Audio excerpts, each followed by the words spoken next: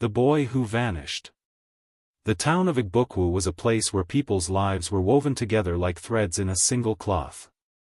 Every market woman knew who had bought yam the previous day, every palm wine tapper could tell which family was planning a wedding, and every disappearance left a mark on the collective heart of the community. So when the boy named Chigbo vanished one Harmattan morning, tongues wagged. His father, a stern native doctor with 2 wives, told the neighbors, "My son has traveled. He has gone abroad to make us proud." At first, people celebrated.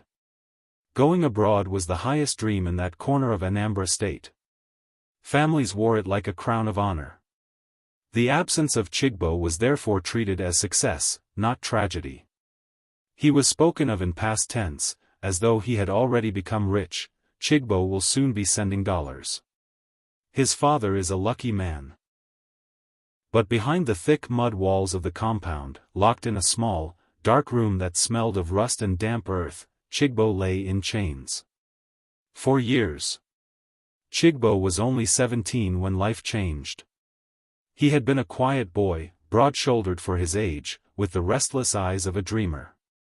He loved football, loved to scribble names of European clubs on scraps of paper, and often said to his friends, "One day, I'll play for Chelsea."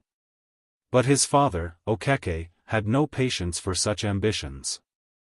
Okeke was a traditional healer, feared by some and respected by others. He had inherited charms, medicines, and secrets from his forefathers. He demanded discipline, obedience, and absolute respect. To him, football and school were distractions. "Your mates are learning the trade," he scolded his son. "You want to be kicking ball around like a goat?" Chigbo's stepmother, the second wife, fanned the flames. She whispered into Okeke's ear that the boy was stubborn, that he refused to run errands, that he was disrespectful. She had children of her own, and in her eyes, Chigbo was a threat, a reminder that her children were not the firstborns.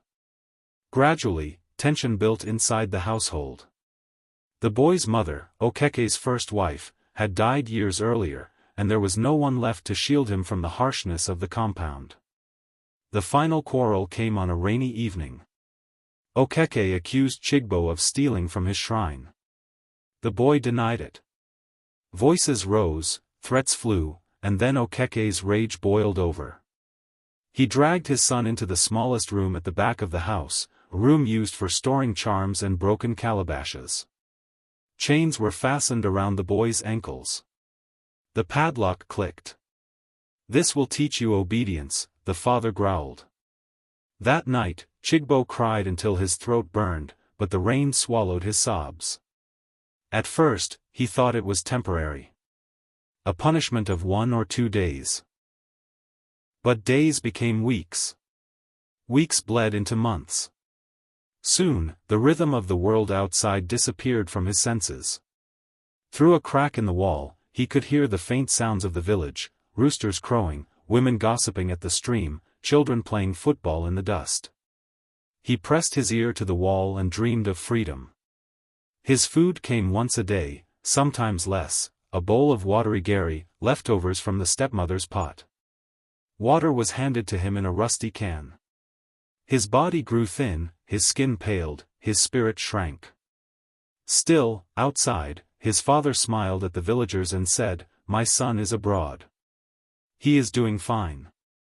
The villagers believed it. After all, wasn't it every young man's dream to leave Nigeria?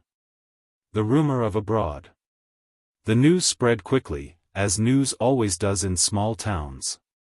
At the beer parlor, men raised bottles and toasted, "Okeke's boy is abroad." In the market, women added, "That boy will soon be sending containers." Children bragged that their friend Chigbo was in London. It became a story repeated so often that no one questioned it anymore. When letters and calls failed to arrive, people assumed he was still settling down. When months turned into years, they said, "Life abroad is hard at first. Give him time." The silence of Chigbo's absence was covered with layers of imagined success. And so, behind the lies and locked doors, the boy remained in darkness. The father's lies. Meanwhile, outside the compound, life carried on. Whenever neighbors asked after the boy, Okeke replied with rehearsed cheer, "Chigbo is abroad. He is working hard. One day, you will see him return with wealth." Some people envied him. Others flattered him. A few, quietly, began to doubt. "How can a boy go abroad with no passport?" whispered a farmer at the palm wine joint. But Okeke is a native doctor," another answered. "Maybe he has his ways." And so suspicion never grew beyond whispers. No one dared confront a man whose name carried fear. In Igbokwu, native doctors were both healers and terrors. To question him was to risk curses. And so the lie held firm. The stepmother's cruelty. If Okeke was the jailer, his second wife was the keeper of the keys. She carried food to the boy, but never with kindness. Sometimes she deliberately spilled water on the ground so that he had to lap at it like an animal. Sometimes she let days pass before opening the door. Her own children played freely in the yard, their laughter piercing through the cracks of Chigbo's prison. To them, he was less than human, a shadow hidden away, a warning of what happened to disobedient sons. Chigbo learned not to beg her. His pleas only fed her cruelty. The passing years. 1 year slid into 2. 2 into 3. And still, no one in the village had seen Chigbo's face. The world outside changed. New tarred roads were built. A mobile mast rose near the market. People carried shiny new phones and spoke of Facebook and WhatsApp. But inside that dark room, time was frozen.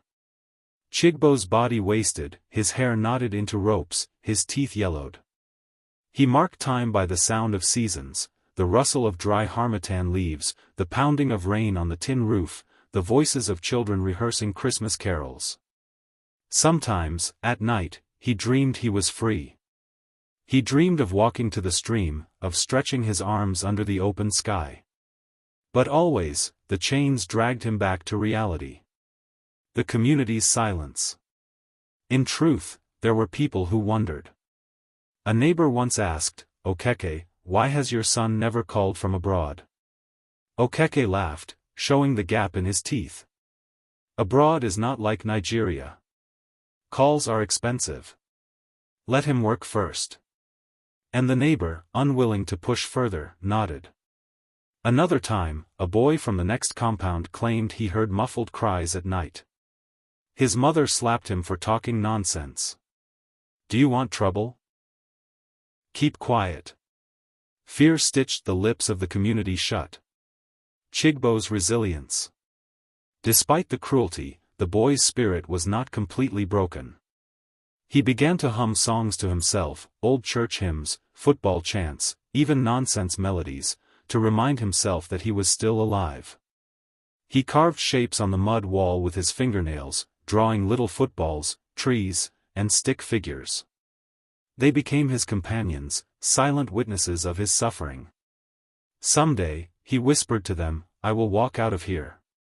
But in the 4th year of his captivity, his hope began to wane. His body trembled with weakness. He feared he might not live long enough to see freedom. And still, outside, the people said, "Chigbo is abroad." The discovery and rescue.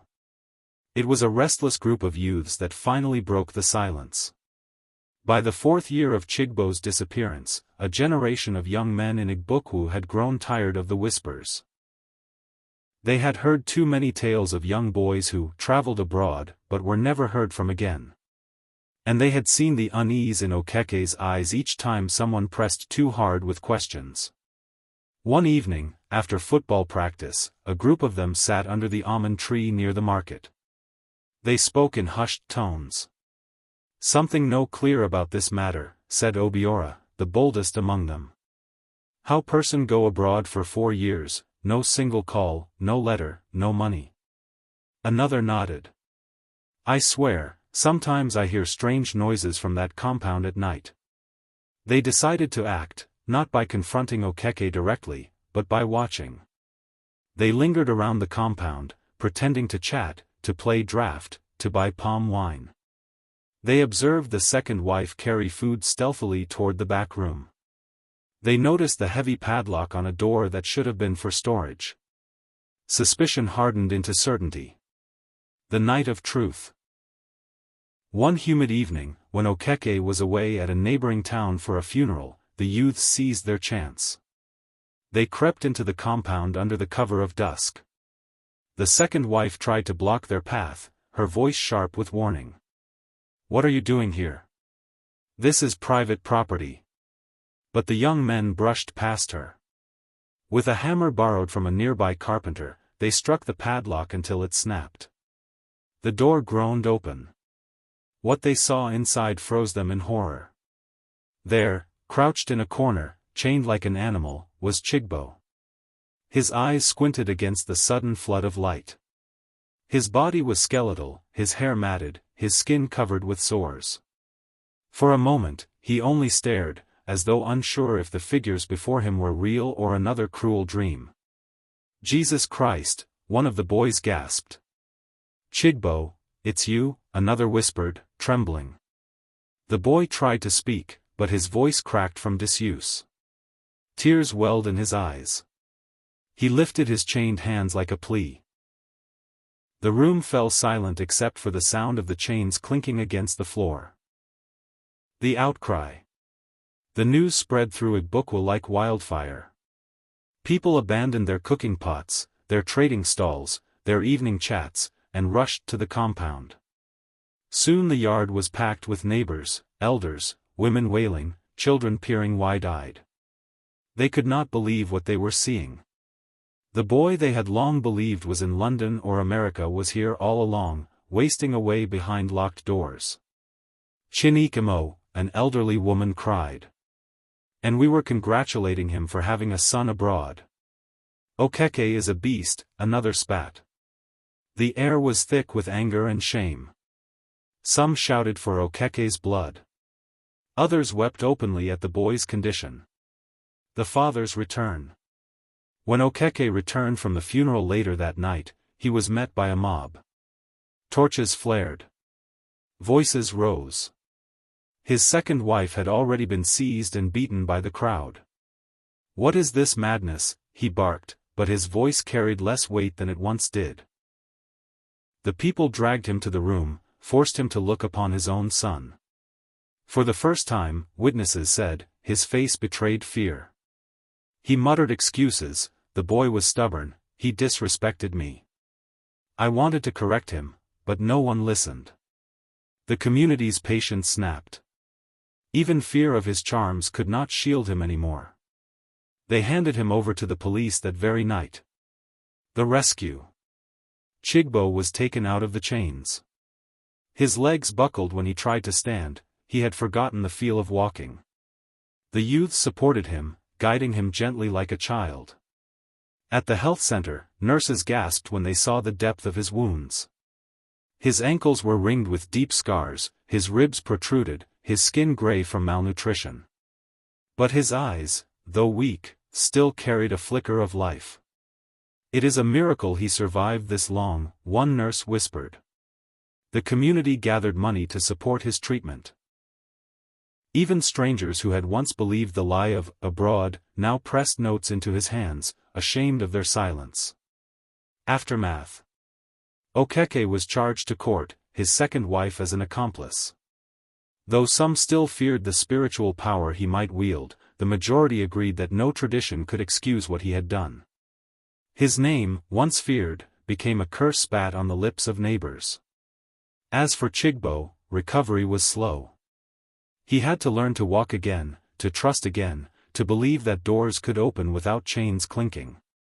But each day brought small victories: the first time he laughed at a joke from the nurses, the first time he ate a proper plate of rice and stew, the first time he sat under the open sky and felt the wind brush his face. The scars on his body would never fade completely. Neither would the memories. But he was alive. And that was enough. Lessons of Igbokwe.